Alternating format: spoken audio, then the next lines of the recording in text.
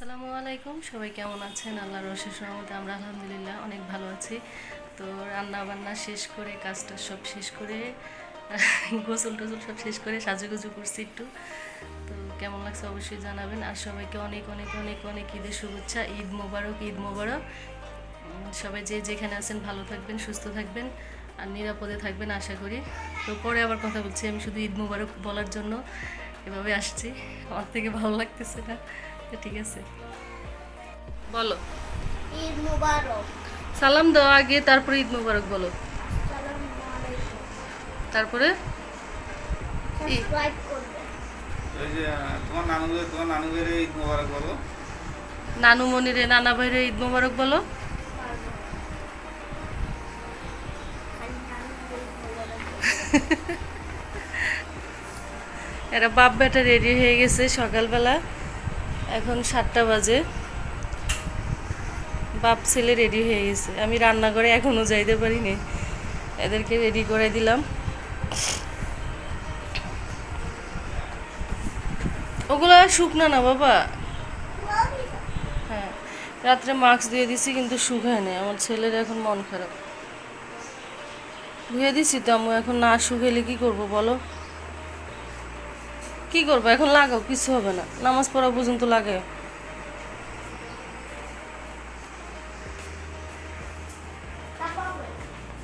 আর একটু পরে বেরোন, 7টা বাজে হবে, 8টা বাজে জামাত।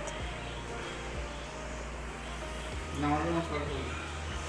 ঈদ মুবারক দেন। ঈদ মোবারক সবাই কোলাকুলি করি। কোলা কোলা এ বাবু একেবারে ছোট থাকতে এভাবে গোলাগুলি করে। একটু মাস্কটা নামানো, ছবি তুলি। বাবারটা করো, তোমারটা করো। কেটে ভাড়া দিলে দাও। আরেকটু নামাও, আরেকটু নামাও। বাবারটা একটু নাও, বাবারটা দশম না তো দা দাঁড়া, ছবি তুলি নেই। দশম না তো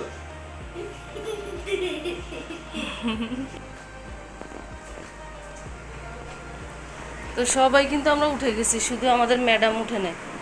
ম্যাডাম এখনো ঘুমাইতেছে, রাত্রে দেরি করে ঘুমাইছে, এখন উঠতেছে না। এই যে 7টা বাজে, আর তাড়াতাড়ি জাগাবো না, ঘুমাক আর পরে জাগাবো। লাইট অফ করে দিলাম। জায়নামাজগুলো দিয়ে আসি, বাপ বেটা দুইজনের দুইটা। এদেরকে বিদায় করে দিয়ে আমি রান্নাঘরে ঢুকবো।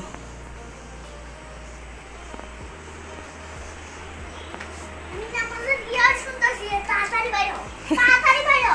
ওরে বাবা রে, সবাইকে আল্লাহ হাফিজ বলে যাও। আল্লাহ হাফেজ। সবার জন্য দোয়া করবা, নামাজ পড়ে সবার জন্য দোয়া করবা। সবই বলো। ও করবে না। আমি কালে দাদুর জন্য দাদু বেড়ে গেছে না, দাদুর জন্যই করবা, আর কারোর জন্য? আম্মুর জন্য করবা না? করুন। সবার জন্য দোয়া করে দিও। হ্যাঁ, সবার জন্য দোয়া করতে আমাদের গিয়ে ফ্যামিলিতে কে কি আছে? আমাদের দোয়া করতে গিয়ে টাকা লাগে না, টাকা দাও। আমাদের ফ্যামিলিতে কে কি আছে? তুমি বলবা আল্লাহ তুমি মুসলিম, যত মুসলিম আছে সবাইকে ক্ষমা করে দিও, সবাইকে তুমি ভালো রাখো। ওই চাবি দিয়ে দে, দিব চাবি।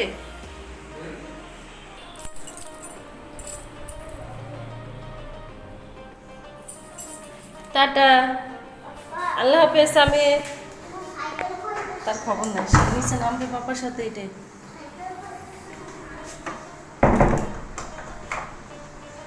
যাই রান্নাঘরে, 1 লিটার দুধ নামাই আগে।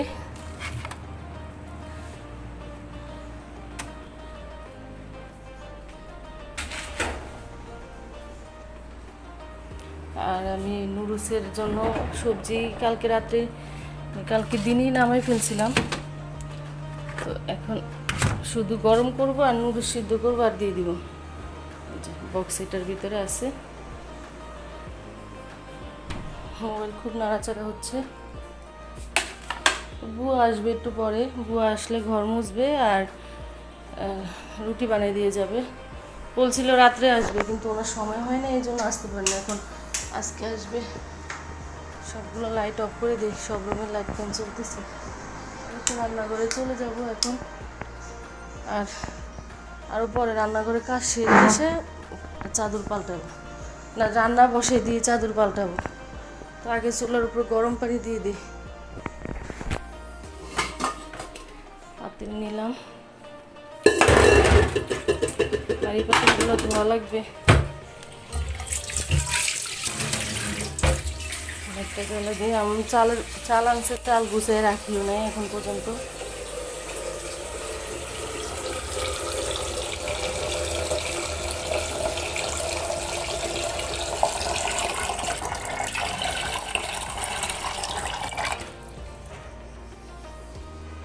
বিসমিল্লাহির রহমানির রহিম।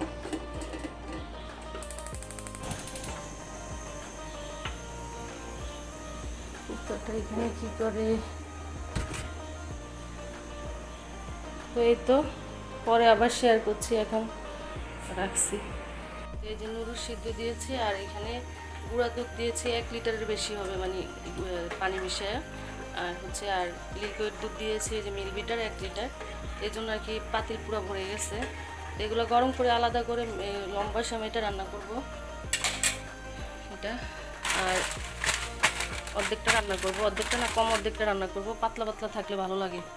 আর অর্ধেকটা দুধ রেখে দিব লাচ্চা সময়ের জন্য। পায়েস টাইস রান্না করবো না, কারণ খাওয়া হয় না, বাচ্চারা খেতে চায় না। ঈদের দিন তো এমনি খাওয়া হয় না।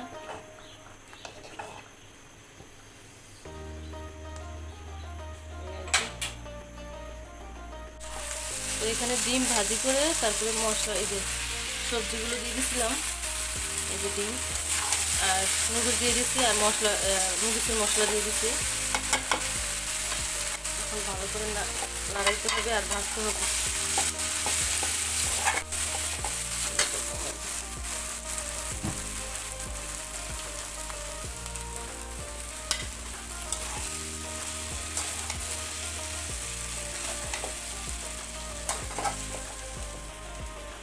এখানে দুধ উতলে গেছে। এই তো আমার নুডলস রান্না শেষ, এখন নামিয়ে ফেলবো। আর একটু নাড়ে চেড়ে সেমাইটা একটু রান্না করে শেষ করে পাশে গুছানো শুরু করে দিব। মেয়েটা আমার এখনো উঠে নেই ঘুমের থেকে। দুধটা একটু ঘন করতে হবে, পাতলা হয়ে গেছে বেশি। এখান থেকে উপর থেকে উঠাইয়া যে ফেনা ফেনা দিয়ে কফি বানাবো, সেজন্য এখনো চিনি মিশাইনি।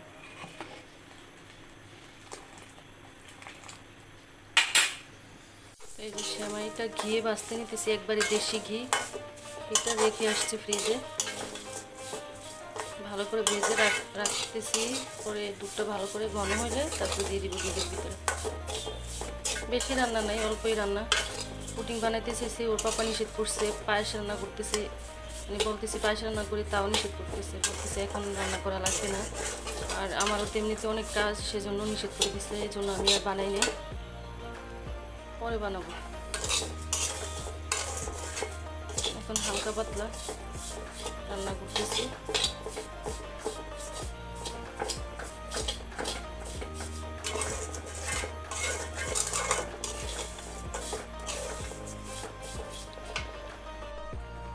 দুধটা দেখুন ভালোই ঘন হয়েছে, অনেকটা নাইছে, পুরো পাতিল ভরাই ছিল।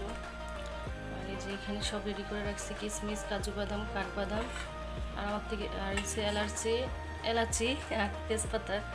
আমার থেকে দারচিনি ইতে দিলে ভালো লাগে না।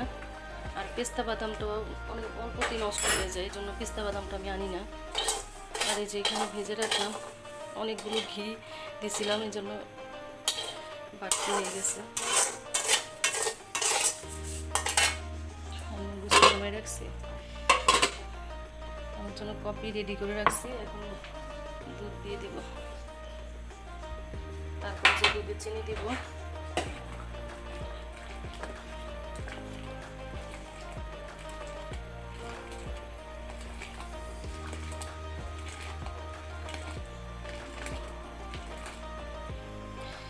আমার থেকে যেরকম থাকলে ভালো লাগে দুধ।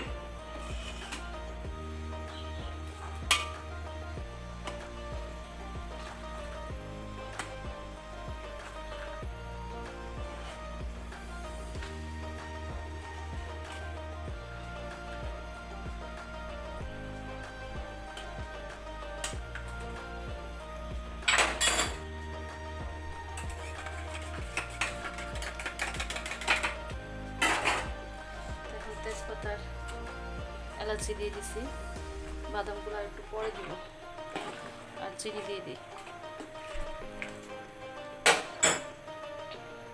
এই যে এখানে লাল চা সেমাই রেডি করে রাখছি, দুধটা একটু নর্মাল হইলে দিয়ে দিব, কারণ গরম দুধ দিয়ে দিলে কেমন নরম নরম হয়ে যায়, ভালো লাগে না।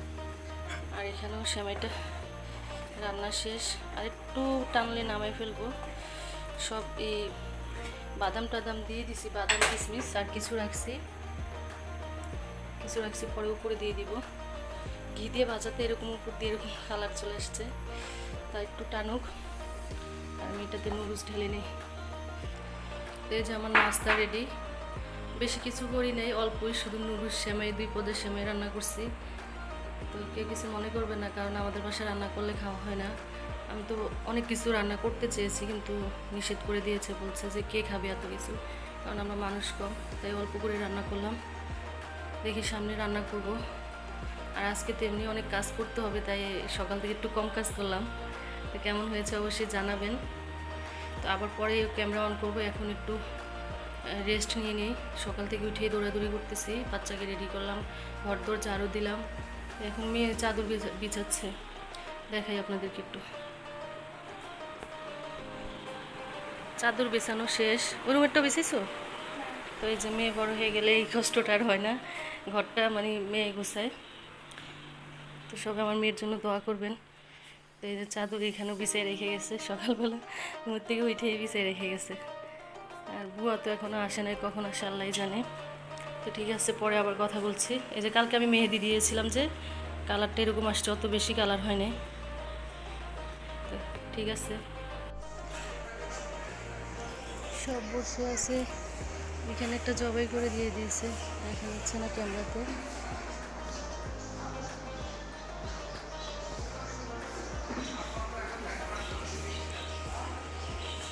এগুলো হয়ে যাবে কিছুক্ষণের ভিতরে।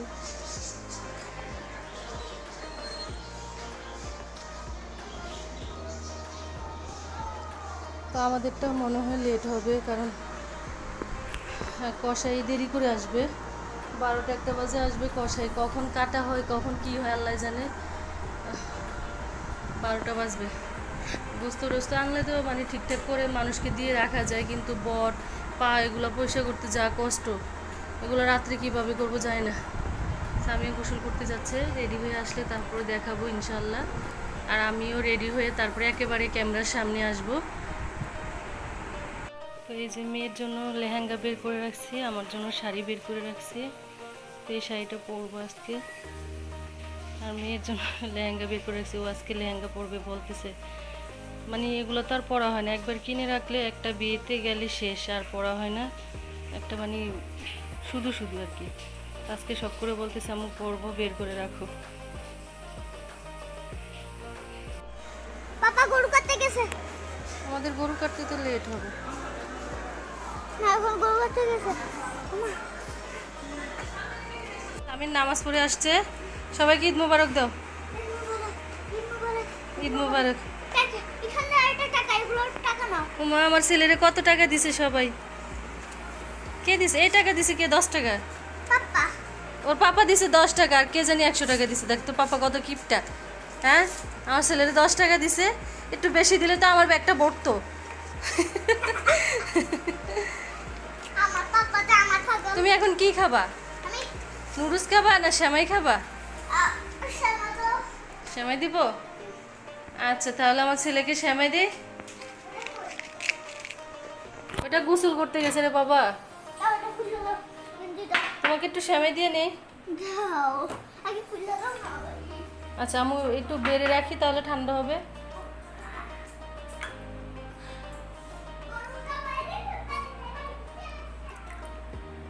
বেশি নিলে খাবে না।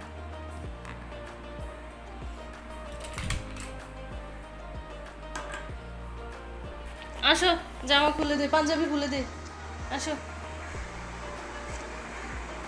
আসলে গরু জবাই দেখতে যেতেছে বারবার। করতে দেখুন গরু গলাটা। কত মানুষ রাস্তায়।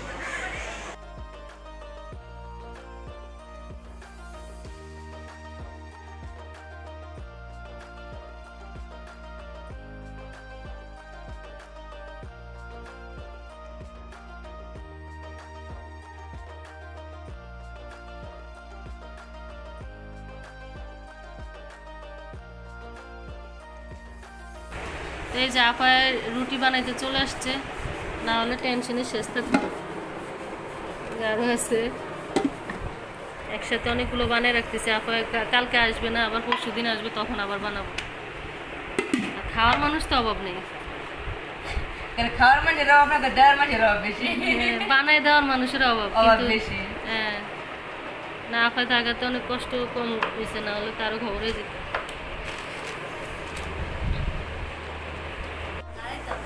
স্বামী আমরা মানে আপায় রুটি বানাইতেছে এখানে, আমরা সবাই বসে আছি এখানে। স্বামীও সাজুগুজু করে এসে এখানে। স্বামীও সাজুগুজু করে আসছে হালকা, অত বেশি গর্জের সাজে নাই। কারণ আমি গল্পের শাস্তি করতে গেলে আমার গল একেবারে জোকারের মতো লাগে। জোকারের মতো লাগে। তো দাঁড়াও দেখি, তোমাকে দেখি।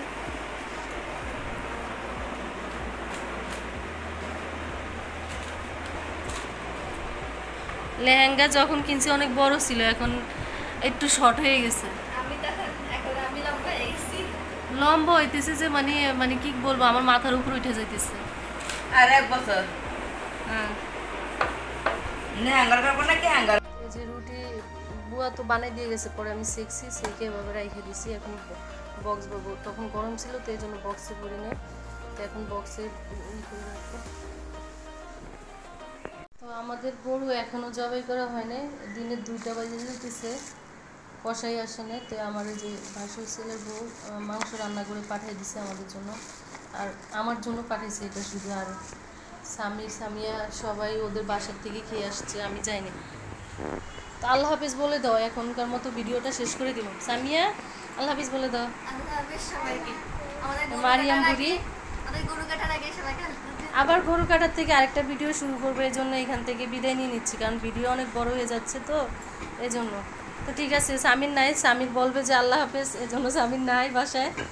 তো ঠিক আছে, আল্লাহ হাফেজ।